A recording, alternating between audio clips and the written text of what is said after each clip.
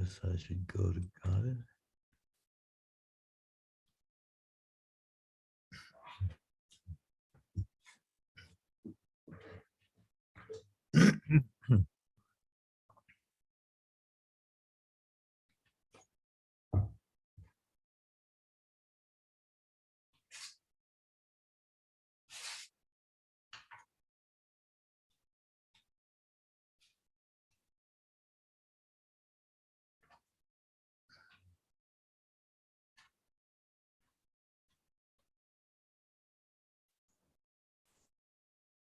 Hi, here we are again. Yes, you can hear me. Yes, I can hear you perfectly well, and we are already live in YouTube, whatever that means. So Okay. let me see what the screen shows. I'm not so sure, but my colleagues will probably tell me. I will introduce you now. I will introduce you in Spanish, as I said, and then we can start with your wonderful lecture. Okay, fine by me. So, hola a todos, mi nombre es Paula Pico Estrada, estamos en este cierre de nuestras jornadas del siglo XII, recibiendo con mucha emoción al profesor Bernard McGinn, que va a dar la conferencia de cierre.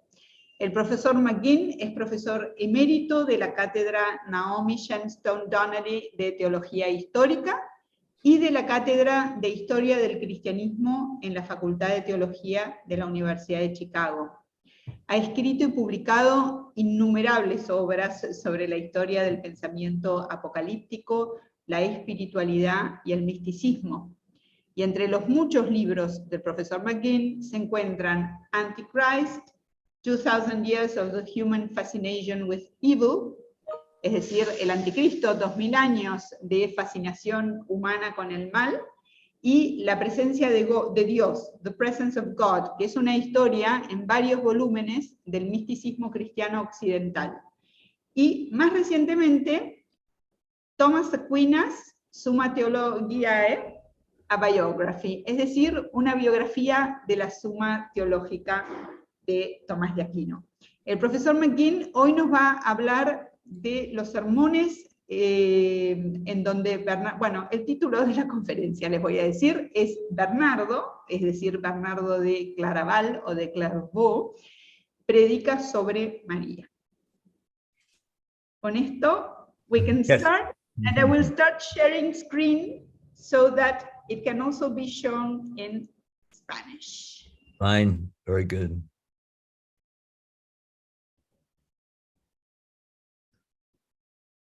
There we go. Oh, very good. Paula, thank you so much for this very kind introduction. And I want to welcome all of you in Argentina and elsewhere who are listening to this talk. I apologize that I have to give it in English. My Spanish is not at all up to the task. But you have the text in Spanish, and I will try to read as clearly as I can. I'm going to start with a quotation from Bernard. I'll read it in Latin. Non est dubium quidquid in laudibus matris proferimus ad filium pertinere, et rursum cum filium honoramus a gloria matris non recedimus. For medieval preachers like Bernard of Clairvaux, what we say in praise of Mary belongs to her Son, and when we honor the Son, we are contributing to the glory of his mother. Marian preaching is part and parcel of proclaiming the mystery of salvation. It was also a key aspect of spiritual process in the Middle Ages. The triple pattern of Lectio, Meditatio, Oratio, reading, meditation, prayer, was foundational for the spiritual path. But Lectio included Predicatio, preaching. As Bernard's younger contemporary Isaac of Stella tells us in one of his sermons, I quote, "There are three practices: reading, meditation, and prayer. By reading and by the sermon, which is itself a kind of reading, God speaks to you." Bernard of Clairvaux had a deep devotion to Mary, but the tradition that the abbot of Clairvaux was a unique Marian doctor is really the stuff of legend. only about 3.5% of Bernard's preaching directly concerns the Blessed Virgin.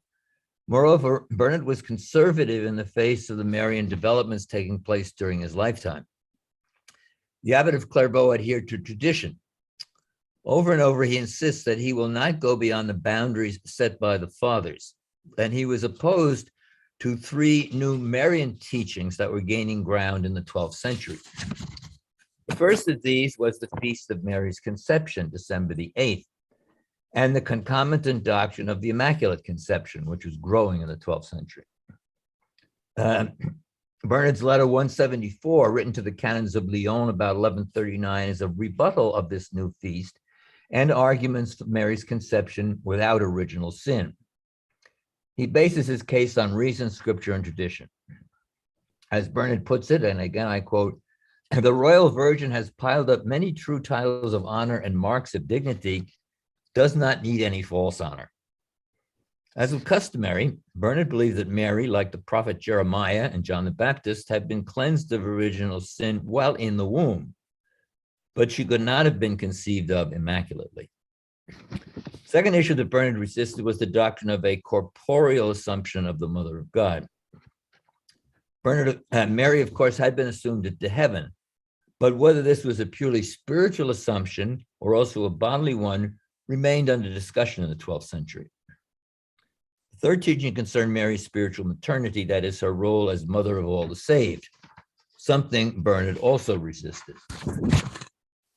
Despite Bernard's resistance to what he saw as dangerous novelties, the abbot of Clairvaux is still an important witness to Marian piety for a number of reasons, and I'm going to concentrate on two of these.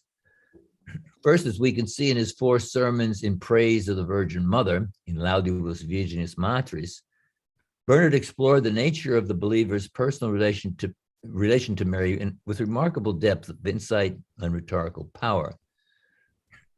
The second aspect of my talk will be to show how Mary has an important architectonic role in Bernard's corpus of 128 sermones per annum, his sermons for the liturgical year. In these sermons, Mary serves as a guide and model for the monk's journey through the liturgical year. The sermones per annum, along with the corpus of the 86 sermones super cantica canticorum, sermons on the Song of Songs, are Bernard's major masterpieces, carefully thought out monuments of the efforts of perhaps the greatest preacher of the Middle Ages. Although the sermons for the liturgical year appear not to have been actually preached to his community, because many of the homilies were for feasts on which preaching was not enjoined on Cistercian abbots, and Bernard certainly meant them to be formative for his monks and indeed for the whole Cistercian family through the practice of Lectio Divina, careful reading and meditation. So I'll start with the sermones in Laudibus Virginis Matris. These 4 missus est sermons, as they're called, are basically a commentary on the Annunciation account from Luke 1, 26 to 38, beginning, missus est angelus Gabriel Deo in civitatem Galileae cui nomen Nazareth.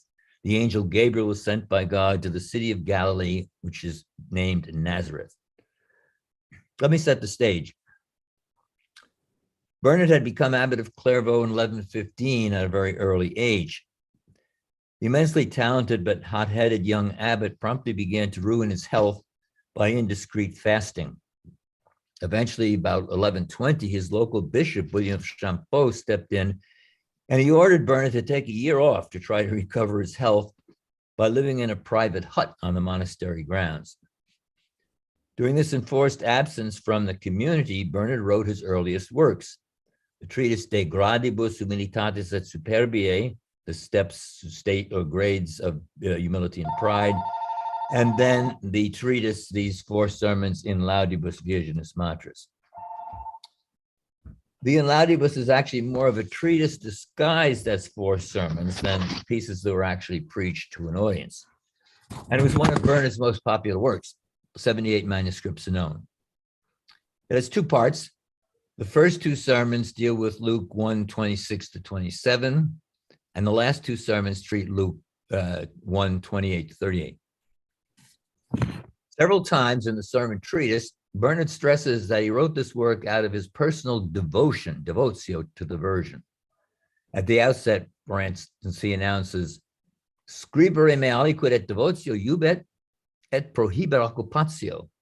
Devotion bids me to write something, but busyness gets in the way. Nevertheless, Bernard obviously hoped his monks, and perhaps a wider audience, would also have their devotion kindled by his writing. There is no or little doctrinal originality in the treatise. This would have been far from Bernard's intention. But the rhetorical skill the abbot uses to engage his audience in the story of the Annunciation makes it an important Mariological document. In his conclusion, the end of Sermon 4, Bernard apologized for saying anything more on the Annunciation than what the fathers had already treated in detail. But did they? Well, not as far as I can see. None of his sermons, at least the ones I have examined, give as detailed an analysis of every verse of Luke 1, 26 to 38. For example, I took a look at Ambrose's Expositio in the Gospel of Luke, and it's really only 10 pages, whereas Bernard's sermons are 5 times as long. Bernard's homilies here form a lengthy consideration of the historia of the Annunciation. He actually uses the phrase sacra historia verbi. They turn over every verse to examine who spoke the passage, to whom it was directed, what it really meant. Of course, Bernard was willing to engage in typological and allegorical interpretation, but the sermons are founded on literal exegesis. What is the story of the Annunciation? The purpose of explaining the letter, what happened, however, soon moves to a different level, that of what the medievals called tropologia, moral application. What does the story of the Annunciation tell us about how we are to relate to Mary and our Son? What are we supposed to do? I suggest that there are 4 major forms of rhetoric that the abbot uses in these sermons to invite his readers to appropriate Gabriel's appearance to Mary in their lives: admiratio, imitatio, participatio, and impetratio. And they'll structure my account here. First of all, admiratio or laudatio. Chrysogonus Waddell, in his introduction to the English version of the treatise, notes that they were written in praise of the Virgin, their title. Even though we tend to shy away from the laudatio as a form of speech that today fits mostly failed politicians and aging academics as they go into retirement, praise was an important part of ancient and medieval culture. Bernard's work is an example of what Waddell called the spirituality of praise. When we praise Mary, we also praise her Son, and vice versa. Hence, the 4 homilies contain many passages of admiratio, laudatio of both mother and son. All these homilies can be considered praise acts, but there are a number of passages that more specifically call on the reader to both admire and praise Mary. Homily 1 sets out the basic theme, the miracle of Mary, as combining Virgo et Mater, virgin and mother. Bernard says, a seculo autem non est auditum. No one has ever heard of that before. He also praises Mary as a combination of humilitas et virginitas, humility and virginity. Bernard is aware of how often virgins may be tempted to take pride in their status. So he insists throughout that humility is much more important than virginity. In speaking of Mary as mother and virgin, Bernard asks us to admire both Mary and Jesus in Luke's account of the Lord becoming subject to Mary and Joseph. That comes in Luke chapter 2. He says, be in awe at both, and choose which one you want more to admire, the marvelous condescension of the Son, or the highest dignity of the Mother. After more praise talk, the abbot turns to his audience and what they need to learn. He says, learn man to obey, learn earth to bow down, learn dust to restrain yourself. God humiliates himself and you exalt yourself. God subjects himself to humans and you pretending to dominate over humans, set yourself above the Creator. So praise leads on to a moral message, a tropological message. At the end of the first sermon, several other praise passages can be found, and the pattern established in homily 1 is repeated again in the next 3 homilies. I'll give you just a few examples of more laudatio. Homily 2:3, we were again asked to admire the Virgin as the one who has reversed Eve's curse. I'll quote this wonderful passage in Latin. O admirandum et omni honore dignissimam virginem, O feminam singulariter venerandum, super omnes feminas admirabilem, parentum reparatricem, posteriorem vivicatricem. Another 5 or more passages on admiratio can be found in the last 2 sermons. Praise, however, is not enough. We need to praise Mary, but we also try to imitate her. The major Marian virtue that Bernard asks his readers to imitate is humility. Bernard calls out for imitation of Mary's humility often in homily 1, 5 to 6 different passages. He also asks the reader to imitate the humility of Jesus, God becoming man. The need for humility is in the monastery was a key aspect of Bernard's early teaching, as we can see from his treatise on the different grades of humility and pride, also written in 1120. Towards the end of the 4th homily, Bernard launches a biting satirical attack on the monks who, I quote, learn pride in the school of humility. Monks who learn pride in the school of humility. Now, this is all reminiscent of the kind of satire that he would soon direct against the Cluniac monks in his 1125 treatise, the Apologia. So we can say that Bernard's Marian treatise was also a part of his monastic politics. So admiratio, imitatio, and then participatio, participation. By which I mean the way the abbot invites his readers, hearers, readers, to enter into the drama of the Annunciation. We're not meant to be mere spectators of the gospel story. This is particularly evident in 3 places. First, in commenting on the angel Gabriel's being sent by God into the chamber of the blessed spouse in homily 2, Bernard invites all his readers, women as well as men, to eavesdrop on what will transpire. He says, excuse me, that's some facts. Sorry, I can't. Make haste, mothers, make haste, daughters, make haste, all who after Eve and through Eve were born and give birth with sadness. Draw near to the Virgin's inner chamber. Enter, if you can, the chaste room of your sister.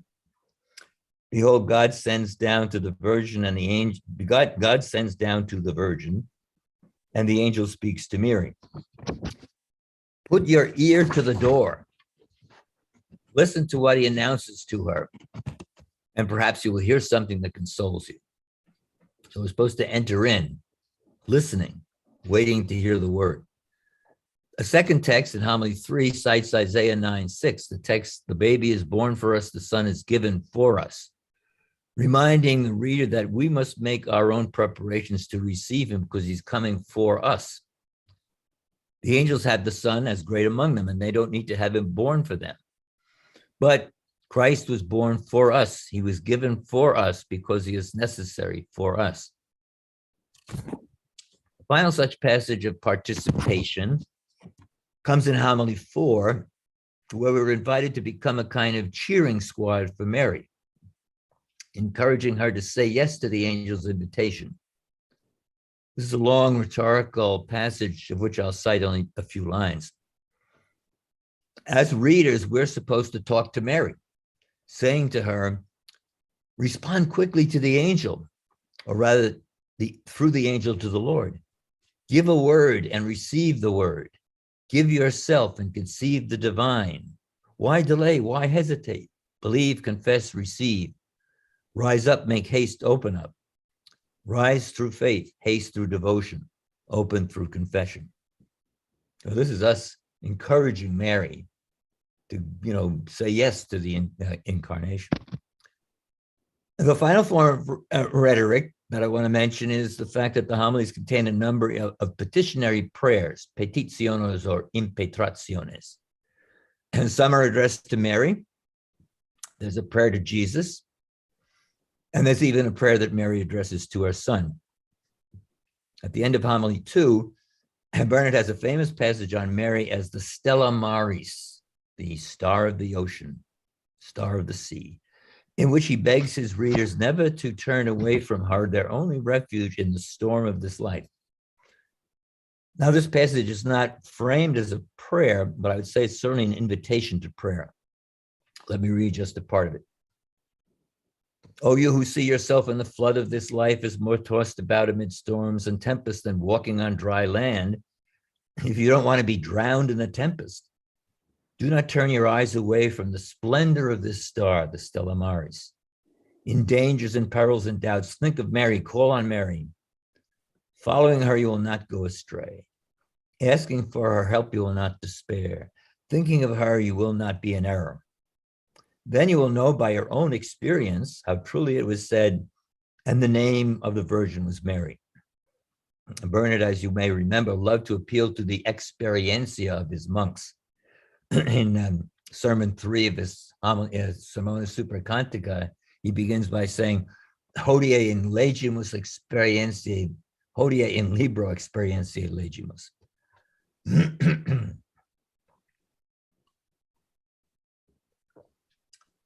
I'll turn to the second part then, the part dealing with the sermones per annum. The second notable aspect of Bernard's Marian preaching is the way his sermons on the Virgin are worked into the structure of the collection of his sermones per annum as key introductions and guideposts. Building on the work of Jean Leclerc, the Belgian scholar Wim Berba has demonstrated the evolution of the sermons for the liturgical year that Bernard honed through 4 different versions until he was finally satisfied. So Bernard worked very, very carefully on these sermones per annum over decades. Here I'm only going to look at the definitive version, the version that Verbal calls PF, which appears to date from about 1150. And I'll only note its sermons on Mary. I've given you a chart of the sermones per annum, by the way, which I don't know whether you have or not, but it might be helpful for what I'll be doing. According to Verbal, the final collection, PF, consists of 4 carefully arranged blocks in which each section is headed by a Marian sermon. Block 1 deals with the period from the first Sunday of Advent to the conversion of St. Paul on January 28. Consists of 29 sermons, beginning with the Marian second sermon for Advent. Well, at least comes near the outset. There's 1 introductory sermon for Advent. It also includes several other sermons, such as the 3rd sermon for the Nativity, which are deeply Marian. This block has the highest number of sermons mentioning Mary, some 17. The theme of the block is conversion as spiritual rebirth. Block 2 begins with 3 sermons for the Feast of Mary's Purification. That's February 2nd. Although only one of these deals directly with Mary. This block continues until the Feast of St. Benedict on March 21st. It has 29 sermons whose major theme is purification of life, but as you can see, it has the smallest number of Marian sermons, actually only 3, and only one of these really deals in detail. Block 3 of 36 sermons begins with 3 sermons for the Annunciation, Feast of March 25th, and continues on through the Easter sermon and down to the harvest sermons of late summer.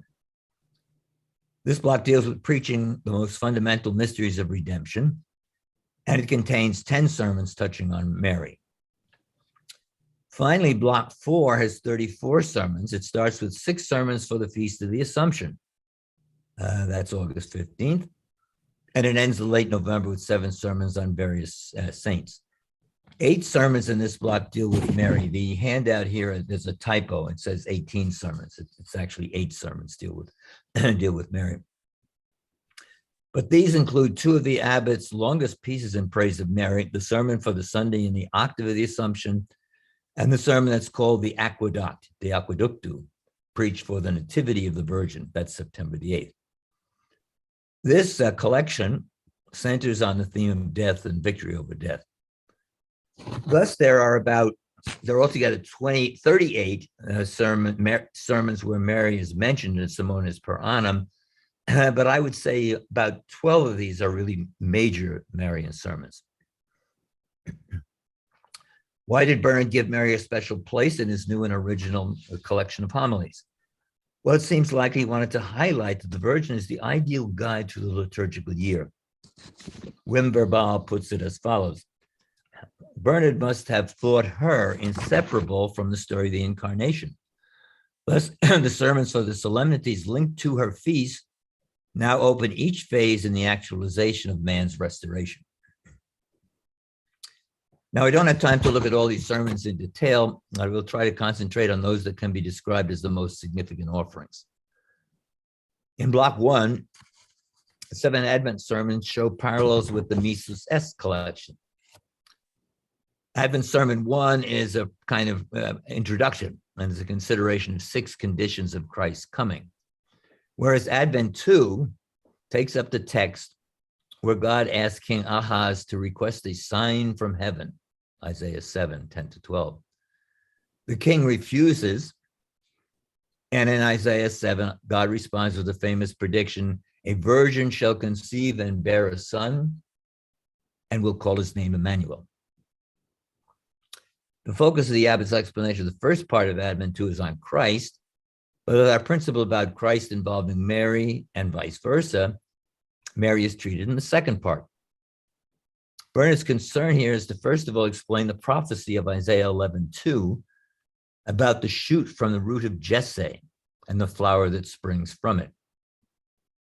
He explains that the virgin's inviolate womb is the shoot from which comes the flower of Christ. And this observation prompts a prayer beginning, "O Virgin, O lofty shoot, to what holy heights do you sublimely rise?" Mary can rise up to heaven because she sends her roots deep down into humility. Thus, Bernard says she is the truly heavenly twig, as well as the tree of life, alone worthy to bear the fruit of salvation. Mary is not only the shoot, but she is also the royal road predicted in Numbers 21, by which the Savior came to earth, going forth from her womb like a bridegroom from his wedding chamber. And this same road, the Marian road, is the road by which we mount up to God. That is, by which we eventually reach heaven. This observation prompts a second prayer, begging Mary to intercede for us with Christ. Bernard says, "Our Lady, our mediatrix, our advocate, reconcile us to your Son, commend us to your Son, and represent us before your Son." So Mary as mediatrix represents a new note in Bernard's preaching, one that was to be expanded on in later sermons. Mary features in a number of other sermons from this Christmas season. Although the discussions are generally short, at least 4 texts are worthy of note.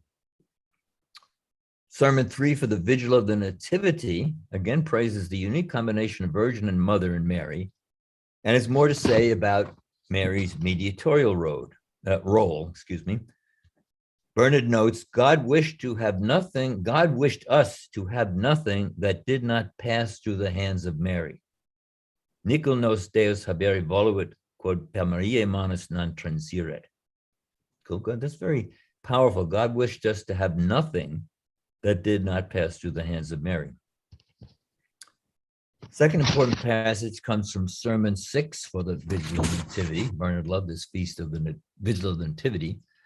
And here Bernard picks up in the ancient theme of Christ being born in us as he was born from Mary. Bernard discusses how we may become a Bethlehem of Judah and merit to have Christ born in us. He goes on to say, if any soul has advanced so far, which is a great thing for us, that it is a fruitful virgin, a star of the sea and full of grace and having the Holy Spirit coming down on it, then I think that Christ will not only deign to be born in her, but also to be born from her. This notion that we can actually become Mary and have Christ born from us is also actually echoed in a sermon fragment in the Sentencia. I'm going to that. Third text is from the fourth sermon for the Nativity itself, where Bernard sets out the three figures in the Nativity scene: the infant Jesus, Mary, and Joseph, as models for our imitation. So we're back to imitatio. Commenting on the passage, they found Mary and Joseph and the child lying in the manger. That's a combination of Matthew 2:11 and Matthew 1:19. He says, I quote, "Just as the Savior's infancy demonstrates manifest humility, so continence is suitably represented by the Virgin and justice by the just man. Hence, so that Mary and Joseph and the child lying in the manger may always be found in us, let us live soberly, justly, and religiously in this present age." Quotation from Titus 2. This is an application of the invitation that Bernard makes in his own name, as an example to his monks at the beginning of the third sermon for the Nativity. I quote again. He says, "As for me, I recognize as mine the time and the place of this birth. These things are mine. They're done for me. They're set before me. They're set out for me to imitate." In other words, participatio and imitatio are central to the reader's response as one reads through the account of the Nativity.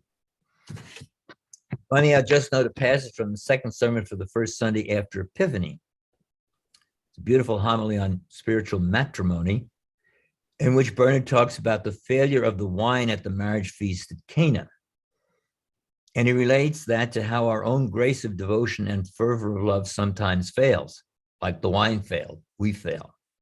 He says, "How often it is necessary for me, my brothers, as a result of your tearful complaints, to beseech the Mother of Mercy that she might suggest to our beloved Son that you have no wine. I tell you, dearly beloved, if we devoutly knock at her door, she will not be lacking to our need, for she is merciful and the Mother of Mercy."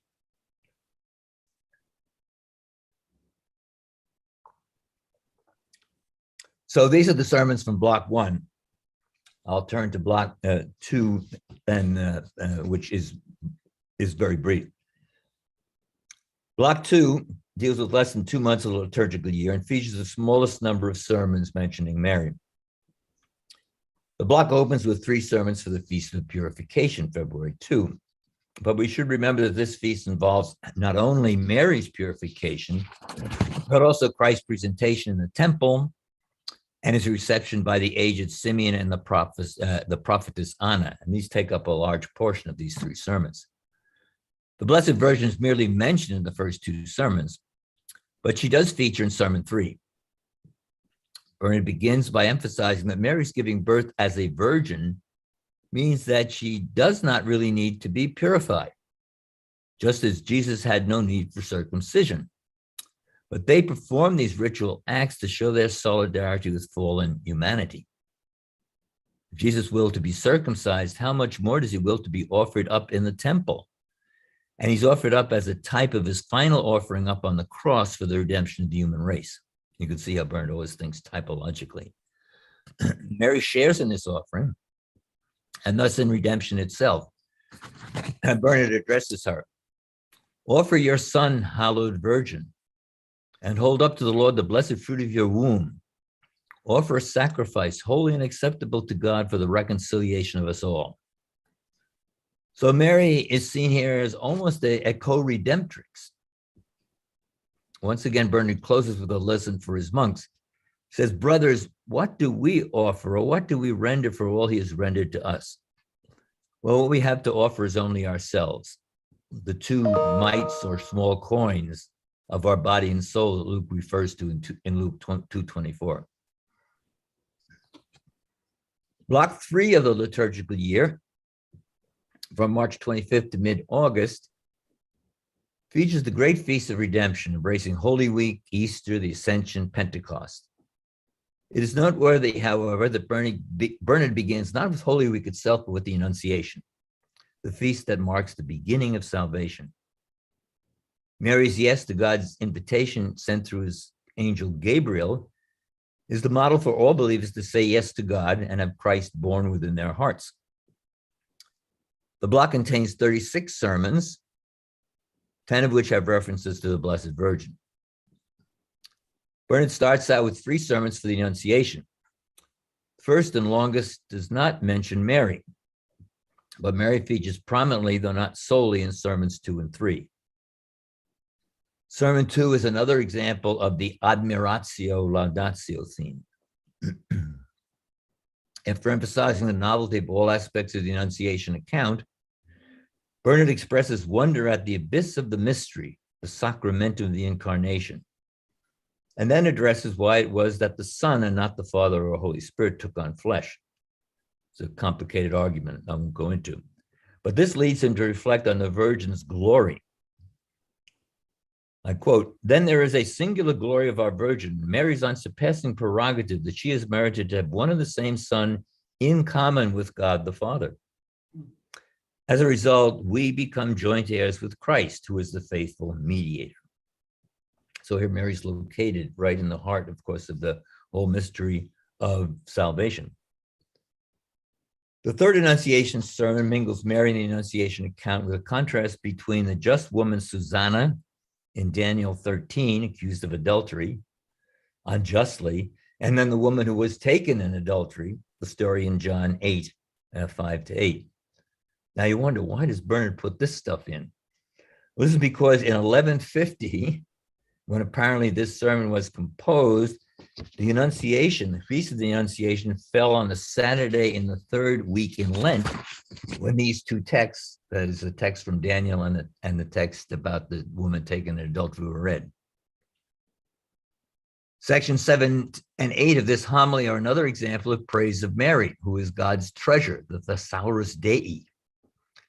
Bernard says wherever she is, his heart is there also. His eyes are on her. Everywhere he looks on the lowliness of his handmaid. Bernard praises Mary's grace as both unique, because it is the fullness of grace and it resides in her alone, but it's also a general grace, because the fruit of her womb, Jesus, comes to all through her. In you alone is that wealthy and very wealthy King poured out, true God and an incarnate Son of God. But what is the result of all this? Surely that we may all be enriched by his poverty, lifted up by his lowliness, enlarged by his diminution. And as we cleave to God by his incarnation, so may we begin to be one spirit with him, quoting 1 Corinthians 6:17. So the saving action of the incarnation, in which both Mary and Jesus take part, aims at mystical union, becoming one spirit with Christ. Now, the 8 other sermons from Block 3 that mention Mary have a number of other interesting passages, but I'm not going to be able to take them up here. I want to pass to the last section of this talk, Block 4. Block 4 comprises 3.5 months in a liturgical year, contains 34 sermons, of which 8 touch on Mary. 4 of these are of considerable importance. 2 for the Assumption, the sermon for the octave of the Assumption, and the sermon for the Nativity of the Virgin. The early Cistercian fathers loved to preach on the Assumption. 3 of Isaac of Stella's 8 sermons touching on Mary were on that feast. 4 of Gueric of Agny's 18 Marian sermons. Aelred of Rievaulx, who leaves us 133 sermons for liturgical years, scattered over different collections, has no less than 27 sermons on the Marian feast, 6 on the Assumption, 9 on the Annunciation. Bernard's 6 sermons on the Assumption equal the number of homilies he gave for any other feast, although of the 6, only 4 explicitly mention Mary. He seems to have chosen the Assumption to begin this last block of sermons, because Mary's heavenly triumph, being assumed into heaven, announces the goal of the process of salvation for all those who are to be redeemed. The Abbot's Assumption sermons are based on the gospel for the medieval feast, not for the gospel of the current gospel for the Assumption. The gospel for the medieval feast is Luke 10:38. Intravit Jesus in quodam castellum et mulier quaedam nota nomine excepitilim in domum suam. Jesus entered into a certain town and a woman named Martha received him into her home. So this is the story of Martha, Mary, and their brother Lazarus. And it leads the abbot to spend a good deal of time treating the figures allegorically, because for him they signify different roles in the monastic community. Lazarus indicates the penitents. Martha indicates the actives. Mary indicates the contemplatives. But Bernard does not neglect the Marian reading of this passage from Luke 10. In the Blessed Virgin, he says, we find both the activity of Martha and the engaged contemplation of Mary. So when Christ enters the village, the castellum, and the village is the world, the woman who receives Christ in her womb, domum suam, is Mary. This is most fully set forth in the first sermon, one of Bernard's finest Marian pieces, but it's also taken up in Sermon 4. A relatively short sermon, Assumption 1, is an exercise in laudatio, praise, meant to excite joy, laetitia, and the love of devotion, the affectus devotionis, in the monastic community, so that Bernard's monastic community can mirror the joy and affectus devotionis in the heavenly city. Begins with the praise of the citizens of heaven at Mary's Assumption, but then turns to the monks. What, dearly beloved, does this solemnity of her Assumption hold for us? Bernard provides a number of reasons why his monks should be joyful. We too are citizens of heaven and should rejoice with the angels and saints. We hope to follow her to heaven as servants their mistress. We now have someone to plead our cause in heaven. And fourth and final, she will give us gifts from above.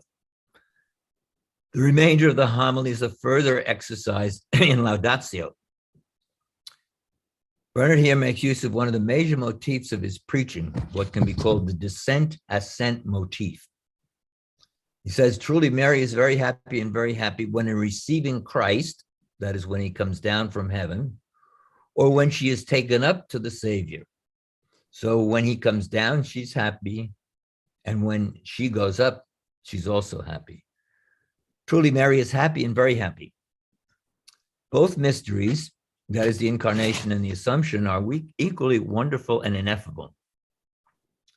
Here, Bernard paints a picture of Mary's interactions with Jesus as an infant, but he says these are nothing compared with Christ receiving her with a blessing when she ascended to the throne of glory, singing the nuptial song, "Let him kiss me with the kiss of his mouth." That's Song of Songs 1:1. So here Bernard picks up on a Marian reading of the Song of Songs, one generally absent from his own sermons on the song, but widespread in the 12th century. In the midst of this paean of praise, celestial and terrestrial, Bernard does not forget his audience, saying that he will share what has been given to him, so that not only is the affection of devotion awakened by memory of such a virgin, but also our characters are built up to help us advance in the monastic life. So the message is for his monks. Though there are passages in Assumption 2 that are worthy of note, Sermon 4 for the Assumption contains the most striking other texts for this feast. And Bernard begins again with a powerful laudatio. At the Assumption, he says, it is time for all people to sing out loud. All humans utter praise without ceasing, for human nature is exalted above all immortal spirits in the Virgin. Although devotion does not permit us to be silent about her glory, mere thought does not conceive anything worthy, nor does untaught speech give birth to it. He turns to a text from Song of Songs 8:5. Who is this who comes up from the wilderness leaning on her beloved? Using this to explain the reversal of values, both in the Incarnation, where God becomes man, and in the person of the Blessed Virgin, where virginity is joined to fruitfulness, and where the virtues of humility, charity, mercy, the fullness of grace, and the privilege of glorious singularity are manifested. And why are they amazed, he asked, that from a desert land Mary ascends, abounding with delights? Bernard digresses here with a treatment on the meaning of Lazarus that he had promised his audience at the beginning, before he returns to Mary at the end of the sermon. This is Sermon 4, parts 5 to 9. This section is an exercise in the praises of Mary's virtues, especially virginity, humility, mercy, and her supreme privilege in which she is like no one either before or after her, namely of having the joy of motherhood with the honor of virginity. These sermons on the Assumption are followed by two long homilies that are among the high points of Abbott's Marian preaching. The sermon for the octave of the Assumption, that's the Feast of August 22, and the sermon for the Nativity of the Virgin Mary, September 8. So these 6 Marian homilies, the 4 from the Assumption that I mentioned, and these 2, coming at the outset of Block 4, re-emphasize Mary's role as our model and guide during the liturgical year. The theme for the sermon for the octave of the Assumption is Mary's role in salvation, especially as a mediator to Christ, who is, of course, the main mediator. It's based on the text from Apocalypse 12:1 on the woman in heaven, clothed with the sun and having the moon under her feet, and on her head a crown of 12 stars. Bernard explains each of these accoutrements of Mary in detail. He begins by noting that since the fall took place through the action of both a man and a woman, it is most suitable that each sex should take part in our restoration. Christ is the real and ultimate mediator between God and humankind, but because he's both merciful and a just or frightening judge, it is also fitting that Mary should be our mediator to this mediator, because she is full of every kind of pity and grace or mercy and gentleness. Bernard begins his explanation of Apocalypse 12:1. The woman described in the text can be seen as the church. That's a traditional interpretation, but the figure can also be attributed to Mary. The moon is below her feet, in that all corruption, foolishness, and changefulness are beneath her. Mary is rightly clothed with the garment of the sun, since she has penetrated the boundless abyss of divine wisdom. She has trampled on the devil and trodden down 3 heresies regarding her status as Theotokos, Mother of God. Bernard actually uses the Greek word here. He exhorts his brethren to embrace Mary and beg her aid. Let us embrace the footprints of Mary, my brothers, and with very devout supplication, let us prostrate ourselves at her blessed feet. Let us hold her, not let her go until she blesses us, because she is powerful. Bernard rhetorically addresses Mary about the familiarity, even unity between her and her son. What familiarity you have found with him, how close, even intimate you have merited to be, what favor you have found with him. He remains in you and you in him. You clothe him and are clothed by him. You clothe him with the substance of flesh, and he clothes you with the glory of majesty. Through the incarnation, Jesus and Mary are one. The next section deals with the crown of 12 stars, which are identified as the Virgin's singular graces. This leads into a discussion of the mysteries of Mary's life, Annunciation, Visitation, Nativity.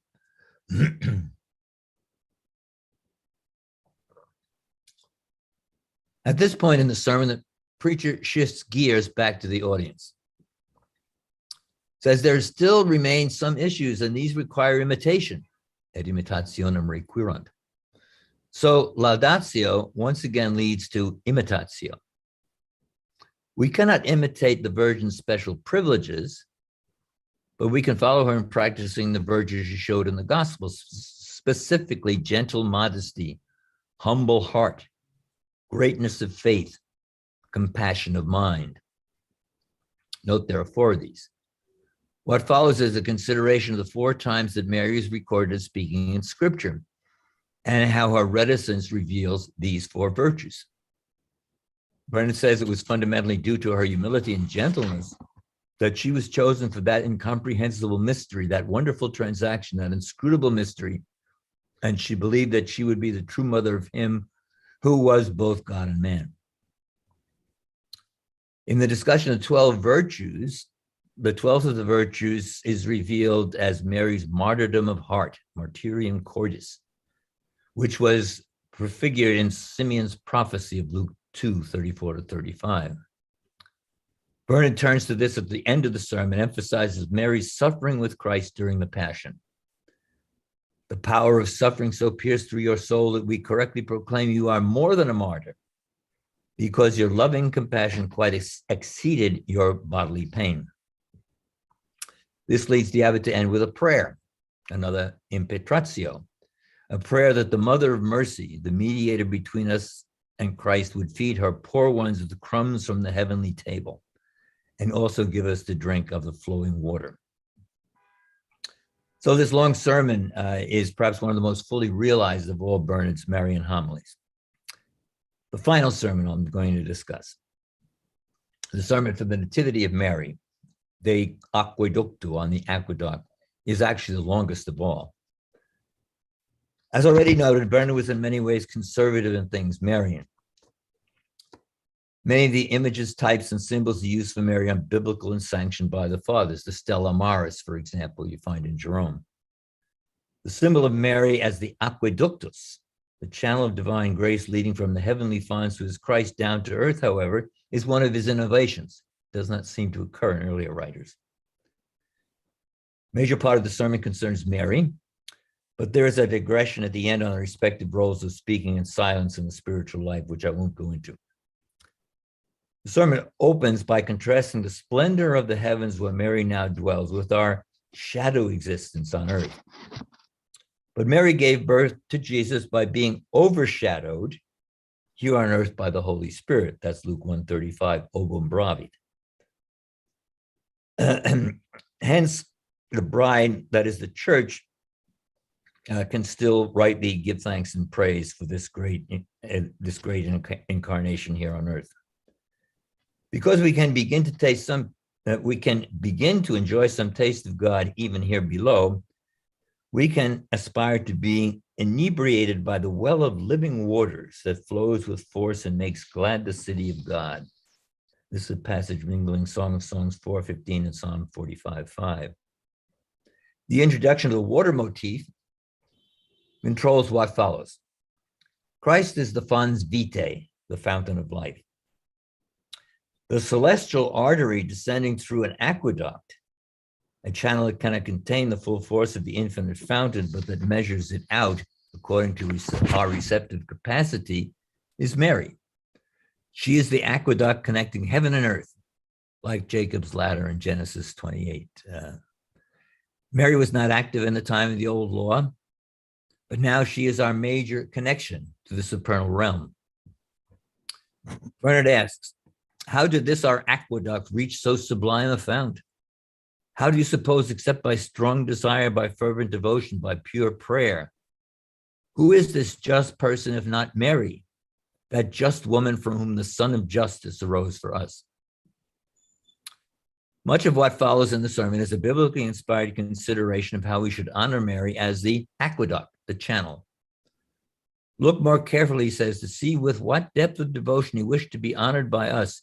He was put the sum of all virtues in Mary so that it flows from her.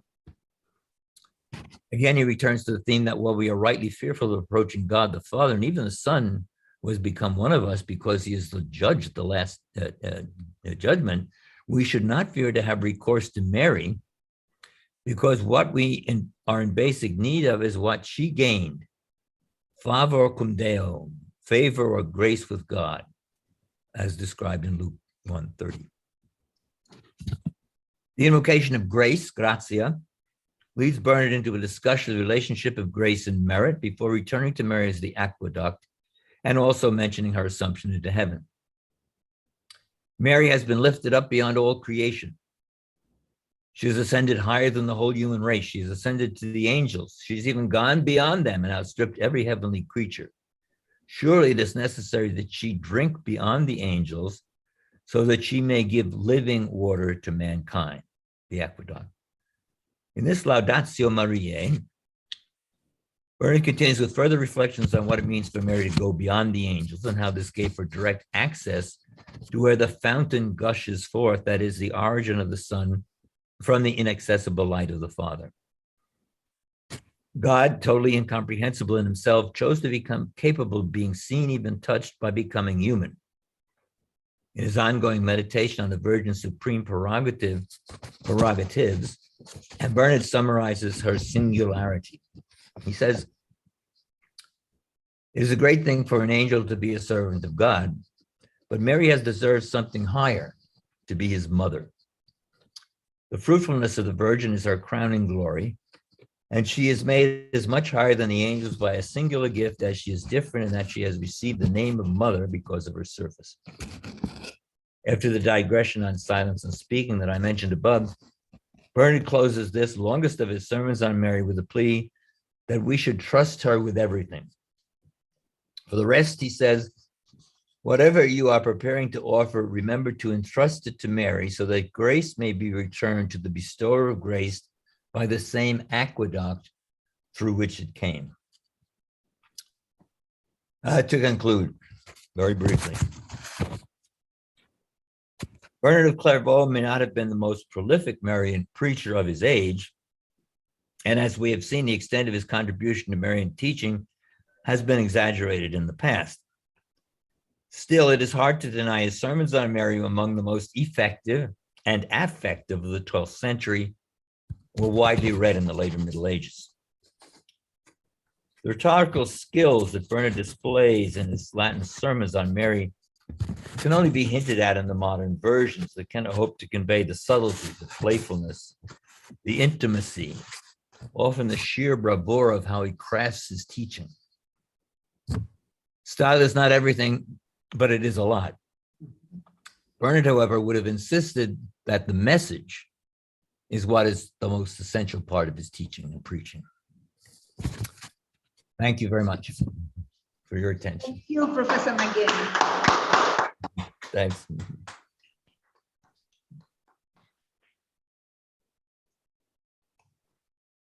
Here we are again.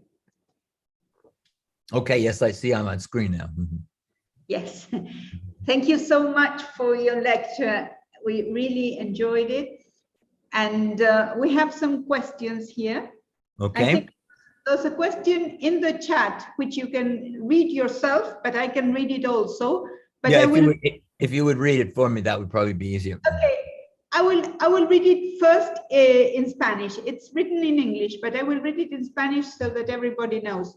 Entonces, voy a leer la pregunta de Santiago Di Salvo, que pregunta si María, como mediadora y como corredentora, si acaso cree que San Bernardo subraya la noción de María como corredentora de una forma tan vigorosa como lo hacen algunos autores medievales tardíos, por ejemplo, Arnaldo de Bonneval. So I'll read it in English anyway. Santiago Di Salvo, which thanks you for your wonderful and beautiful lecture. He spoke yesterday about Adam of St. Victor's poetical Mariology. So yeah. He's the one who will ask you this question. Regarding Mary as mediatrix and co-redemptrix, do you think St. Bernard states the notion of the co-redemption of Mary as strongly as some later medieval authors do? Arnaldus of Bonneval and others. I would say not. I mean, he really only seems to use that term once or maybe twice in the course of all of these Marian sermons. And so again, I think he was somewhat hesitant. As I said, he's basically pretty conservative in his approach to doctrine concerning Mary. And although he's willing to move in some directions and does use that terminology, I think there are other sermons, and Arnold may well be one of the examples. I have not read him recently, where you have a stronger doctrine of co-redemption. That would be my off-the-cuff answer to that. Santiago, ¿quieres hablar? Oh, I see. Thank you very much. Okay. I don't know if he's. Ahí está. Yeah, I saw it here on the chat. Yes, thank you very much for your answer. It's very useful.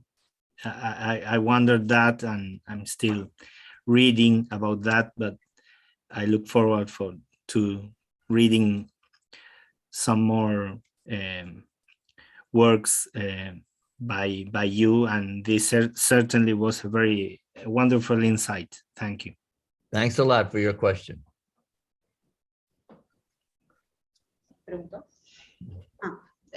Sorry, that we have some questions on YouTube. Let me Okay. let me look for them. Here, better, yes. Wait. Laser Madanes, Professor Madanes. Hi, Professor Madanes. He asks, how many of Bernard's writings were available to Dante? Do you personally believe that Dante made the right choice of Bernard as his final companion in the Commedia? Oh, I certainly believe that Dante made the right choice of Bernard. I think it was extremely fitting. Well, remember that Dante knew Latin very, very well. Dante, sorry? Dante knew Latin very, very well. I don't know how much of Bernard's sermons would have been available in Italian, but Dante could have easily read them, and I think he did read them in the Latin text. And this is one of the reasons, of course, that he chooses Bernard, Gran Contemplator, as he calls him in Paradiso 30, I believe, Gran Contemplator. Bernard as the model of the great contemplative. What exact sermons he was familiar with would be very hard to say, and a professional Dantista may have a better idea about what sermons he might have read or not read. And sorry, but I missed whether you agree that he was, whether you think he was a good companion. Oh, a very good companion. A good choice. Okay. I will translate. El profesor Madanes preguntó cuántos de los escritos de Bernardo tenía Dante a la mano, digamos, y él personalmente, ¿qué creía el profesor McGinn? Que Dante había hecho bien en elegir a Bernardo como su compañero final en la comedia. La respuesta del profesor McGinn es que hizo muy bien en elegirlo y que no está muy seguro, o sea, sabe que Dante dominaba el latín, pero no está muy seguro de que estos sermones hubieran estado al alcance de Dante y que quizás un dantista podría contestar de una forma más completa esto, ¿no? And no, but I have some other here. ¿Ustedes tienen preguntas? Here's the microphone, or there? Sorry, because we have very simultaneously a room with people, the Zoom, and YouTube. That's okay. Complicated. Questions come from many places. Natalia, do you have a question? Sí, ¿qué tal? Muchas gracias, profesor. Thank you very much. Quería preguntar por una inquietud que digo también ayer a partir de la conferencia de Santiago, y es el lugar de María en general en el contexto del siglo XII. Ayer habíamos hablado de que los victorinos tienen un lugar preponderante, pero Bernardo lo tiene también. Y todo viene, y aquí está la pregunta, no podría haber venido sin el de Convergencia virginale de Anselmo. Si estaba de acuerdo con eso, si podía ubicar al profesor McGinn él mismo en el contexto del 11 y 12 en general a la figura y la producción latraniana sobre María. Okay. I will translate. Yes? Yes. Professor Hakubeki, who spoke today of the reception of Timaeus in the 12th century, and is one of the organizers, she has this question. She says, it's about the role, not the role, but the place that Maria, I don't know if place is right in English, but the place that Maria occupies, so to say, in the 12th century. She says she's important for Bernard, but she's also very important in the Victorian tradition. And she wonders, she asks whether the origin of this importance is the conceptione virginale of Anselm, of Canterbury. Whether you see a relation between these developments in the 11th century and later on in the 12th. Well, I think there are obvious connections, but I think it's probably broader than just Anselm himself. I mean, I think many people have noted this, that Mary occupies an important role in the early Middle Ages, but there is a tremendous growth of Marian devotion and also growth of Marian preaching in the late 11th and in the 12th century. And I think there are many people who contributed to this. Certainly Anselm has a role to play. The Victorines have a role to play. Cistercians have an immense role to play, as I noted. Cistercian preaching on the Marian feasts is extremely widespread, and we actually have more Marian sermons from Aelred of Rievaulx than we do from Bernard himself, and then from many Benedictines and various others. I mean, this has been much studied. I don't think we have any single summary account yet of exactly the complexities and all the reasons, strands in the growth of Marian devotion that we see in the 12th century. So we don't exclude Anselm by any manner or means, but we have to include many others.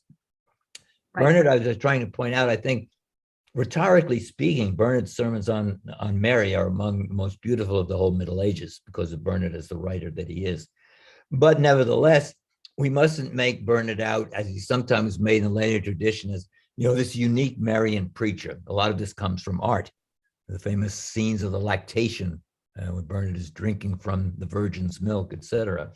But Bernard certainly thought the Virgin was very important, and he really pulls out, to use an English expression, pulls out all the rhetorical stops when he preaches on Mary. These are among his most finished and wonderful sermons, I think. I will translate, but I will give a brief, briefer answer. I'm sorry. Yeah, no, don't worry. A very complete one. Pero lo que dice el profesor McGinn es que efectivamente hay un gran crecimiento de la devoción mariana en el siglo XII y sobre todo de la prédica mariana. Y que es un fenómeno muy complejo, digamos, o sea, que ha sido muy estudiado, pero que falta un estudio que de algún modo sintetice todos estos movimientos tan complejos, que no es que es multicausal, digamos, no se puede dar una sola explicación, y que los sermones de Bernardo están son los más hermosos que se han escrito sobre María, porque Bernardo es un escritor, es un gran escritor, ¿no? Sí. It's very good writer. Yeah. Thank you very much. Thank you. Bruno. Bruno, there's another question in YouTube. Okay, Bruno Alfonso. I will read it in English first, and then I translate the question and the answer together, right? It's, I would like to ask about imitation. I understand that especially the imitation of Christ has not always been understood in the same way. There is a trend that rules out that imitation should be historical, i.e. imitation of actions, but rather spiritual, gestural. Thomas of Kempis' position is also rejected for some regarding its ascetic proportions. Mm-hmm. Why, now comes the question, mm-hmm. Why is there this controversy about the understanding of imitation? Why the controversy? what can you add on the subject, especially in the case of Mary? And then he says, the end, and I'm sorry. I guess because of the length. But, okay, what can you add on the subject, especially in the case of Mary, no? Okay. That's a very interesting question. And I would start by saying that the notion of imitation of God, imitation of Christ, imitation of Mary, I mean, this is one of the longest and richest traditions in the history of Christian spirituality. You can go to the great Dictionnaire de Spiritualité and, you know, see a very long article that is just a kind of introduction. But what your question points to is that imitation has been understood in very different ways. And we often think of imitation as an imitation of actions. And this is certainly very important, for instance, in the Franciscan tradition, when we look at the image of St. Francis himself and other later Franciscans. When we look in the 12th century, the imitation is probably more centered on the imitation of virtues and the meaning of virtues, rather than the imitation of actions. Note that Bernard emphasizes what you imitate primarily is Mary's humility, and you imitate that by absorbing humility into your own life. You may not be able to imitate her actions, and indeed there are things about her that you can't imitate, that she's both virgin and mother, but you can take her humility as a practice and absorb that virtue and imitate it in your own life.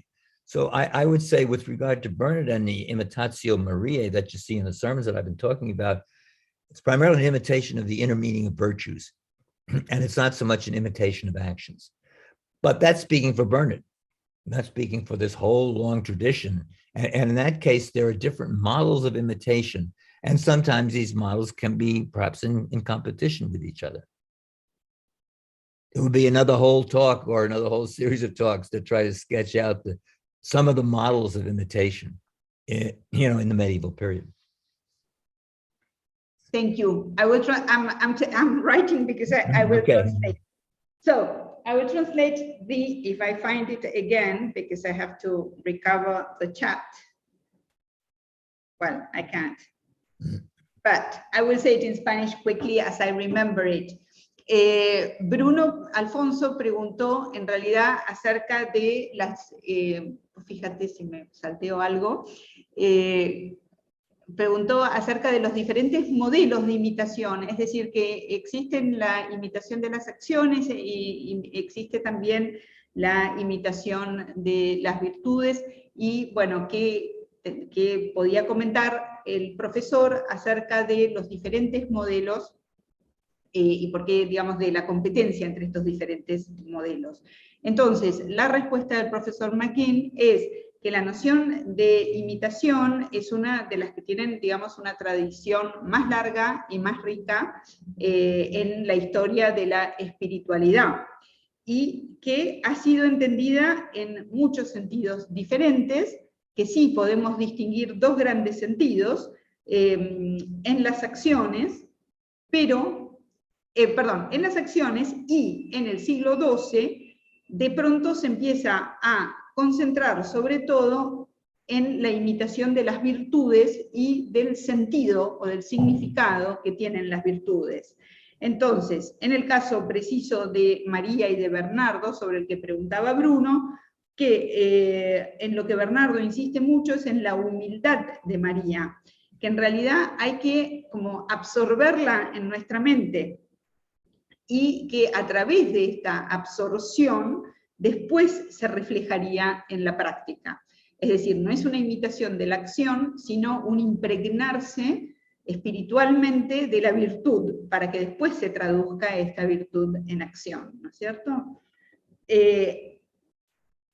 Bueno, creo que eso es todo. Después, bueno, que en la imitación de María, bueno, lo mismo que lo que insiste Bernardo, es que lo que se imita es la virtud, y que sí, que efectivamente hay diferentes modelos, y que muchas veces estos modelos estaban como en competencia, ¿no es cierto?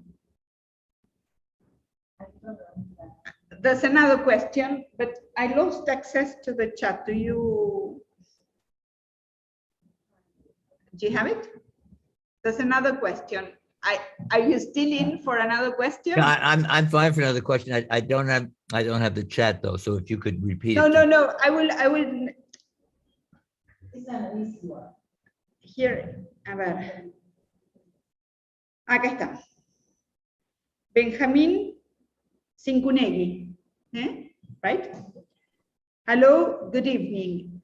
In the studies of the figure of Saint Bernard, do you recommend the reading of René Guénon's work in the book called Saint Bernard? Thank you. I didn't know René. I have not read René Guénon's book, I regret to say. So I better not make it. I have not read René Guénon's book. I know of its existence, but I don't want to comment on something I haven't read. I do recommend the new biography of Bernard, which was just published in English last year by Brian Patrick McGuire.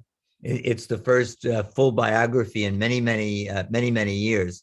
It's published by Cornell University Press. Good. Bueno, entonces, la pregunta era si el profesor McGinn recomendaba la lectura del libro de René Guénon sobre San Bernardo. Dice que no lo ha leído. Yo ni siquiera sabía que tenía un libro sobre Guénon, sobre San Bernardo, pero sí recomienda el profesor McGinn una biografía que acaba de salir, o salió el año pasado, de Brian Patrick McGuire, ¿correcto? Yeah. Publicada por McCornell Press. Supongo que con esos datos la podemos buscar en Google y encontrarla. May I ask you a final question? Sure. Yes, Paula, go ahead. And leave you alone. I'll leave you in peace, not alone, but in peace. No, I was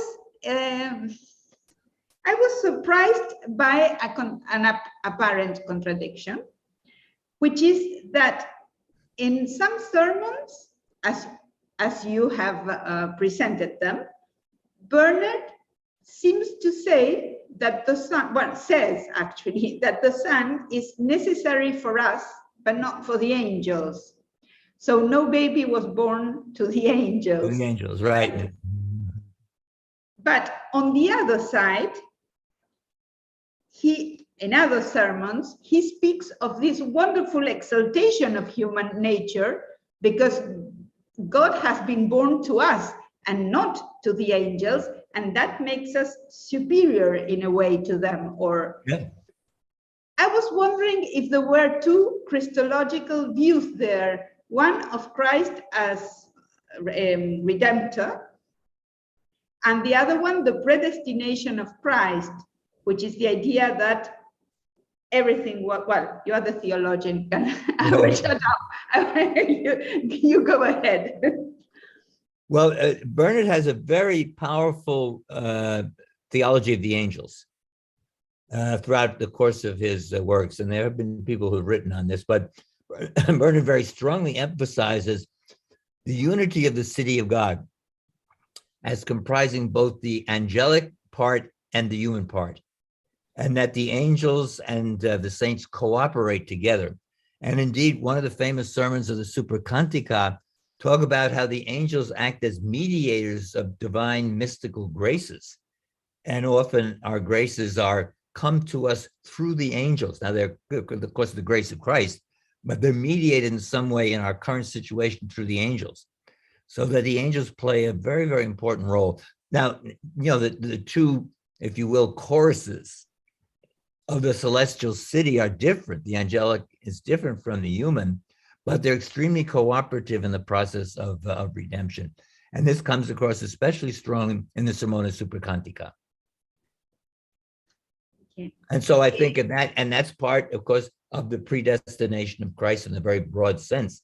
Christ's role is both for the angelic part of the heavenly city and for the earthly terrestrial part, but in different ways, because those angels who remain don't need to be redeemed, and you can't redeem the devils. Yeah. Yo le había preguntado, thank you, Fernie.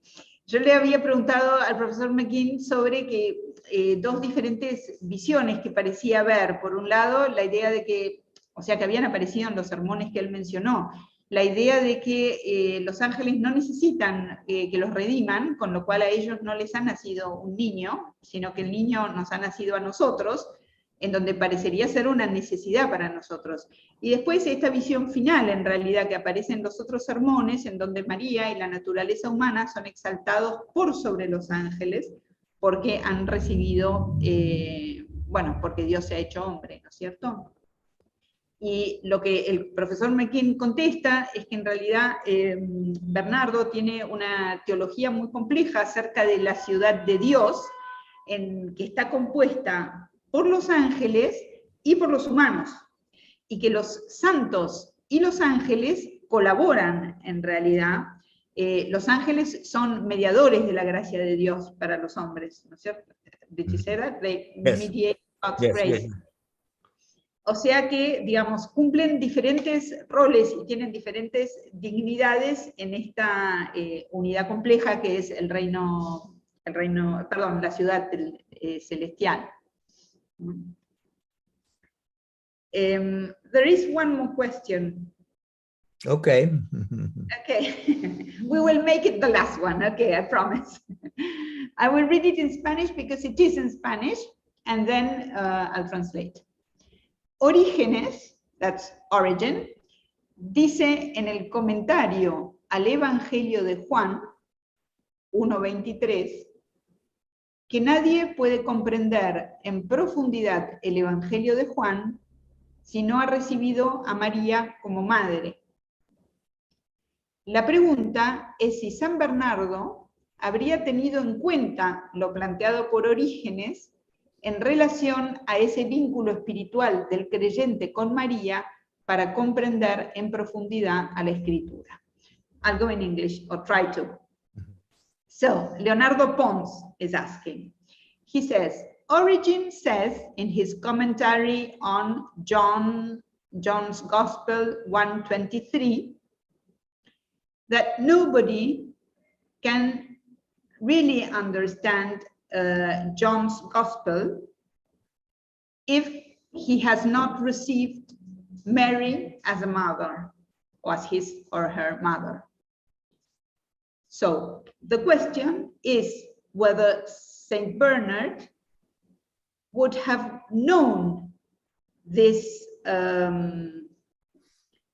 this appreciation or this observation made by Origen in relation with the bond, with the spiritual bond between the believer and Mary, between the necessity of this bond with Mary in order to really understand the scriptures. I'm not sure. Okay. Bernard did know a number of Origen texts. We know that the Latin translation of Origen's commentary on the Song of Songs and homilies were present in the library at Clairvaux, and they had a signal influence on Bernard's sermons on the Song of Songs. There are certain other homilies and sermons by Origen that, of course, were translated into Latin, but I'm not sure whether the commentary on John was available to Bernard. You'd have to look through the literature on what on the library of Clairvaux and what was accessible to him or not accessible to him. But a number of works of Origen were in that library, and Bernard read Origen and used Origen. Very few people in the Middle Ages would cite Origen, of course, because he had a dubious reputation, but everybody read Origen, or what they could read of Origen. Okay. So as Hans Urs von Balthasar once said, he's the most omnipresent but uncited patristic author in the whole medieval period. Right. Thank you. Yeah.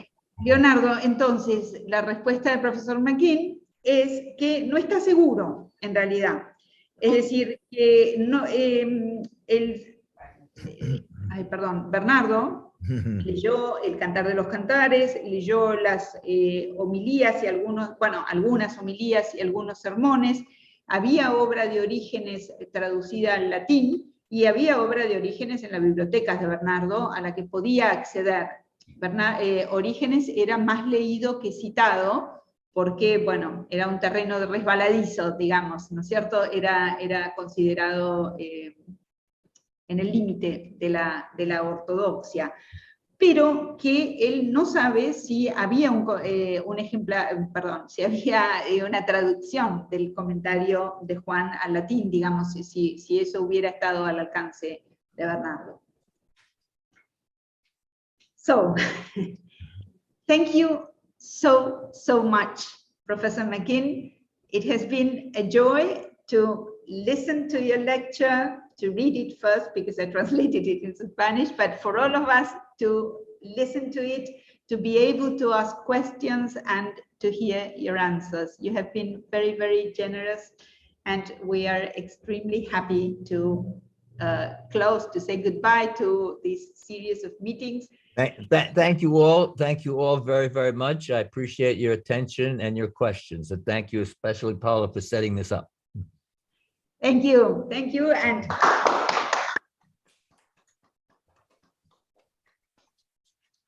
I will end now the Zoom. Bye-bye. Thank you. Bye now, Paula. Take care. I'm leaving.